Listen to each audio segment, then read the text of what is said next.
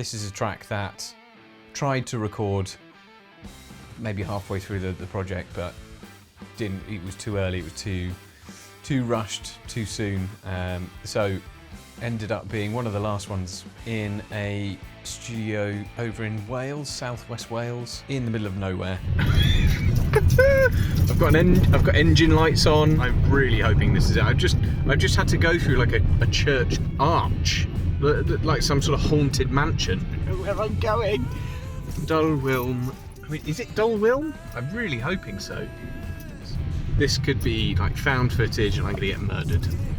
And yeah, I did not know whether I would return from it, but luckily I did. It was a song that I involved a couple of my former bandmates from my uni band in. Unfortunately, Ben, who was one of the founding members, is now in Australia. He's an A&E consultant, so he couldn't make it. But we did still have Jono, who is an A&E consultant in this country. He's over Bath Way. And Aled, who's a GP like myself, he's hails from North Wales. I've had this book. I was flicking through it one day and I saw this entry. Emlyn would be good for a song, maybe? ?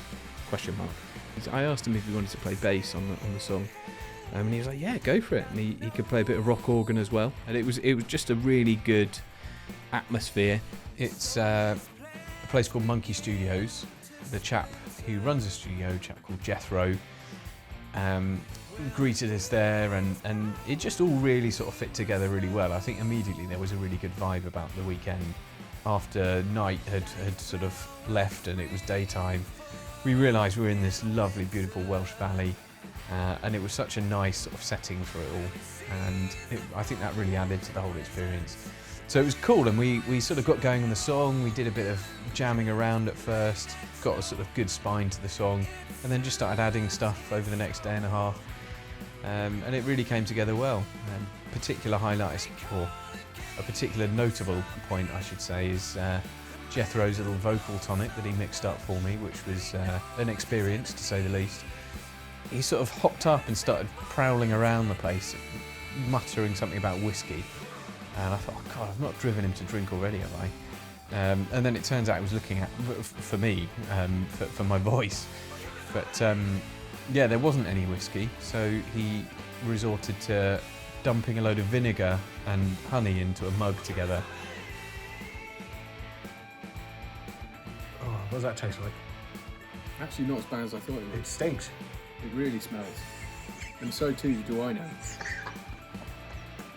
But it kind of worked. Like, I just downed it, and it wasn't completely unpleasant. You know, in the immediate aftermath, my vocals at least were a bit better. So yeah, it turns out Kemosabe, it means either friend, someone who knows a lot, or idiot. Kemosabe is the name, and it's just cool. It's a cool name. But ultimately, it was just fun, and we had a really good time. It was a really nice environment, and after we'd finished for the day on the Saturday, we sort of got together, had some beers, had a bit of food, and talked about music and listened to music. There was this cool live room there where there was like a grand piano and an organ.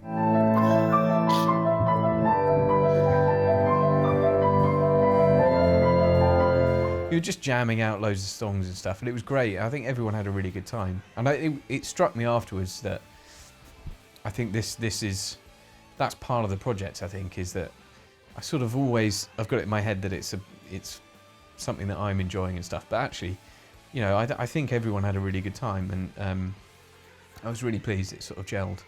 Yeah.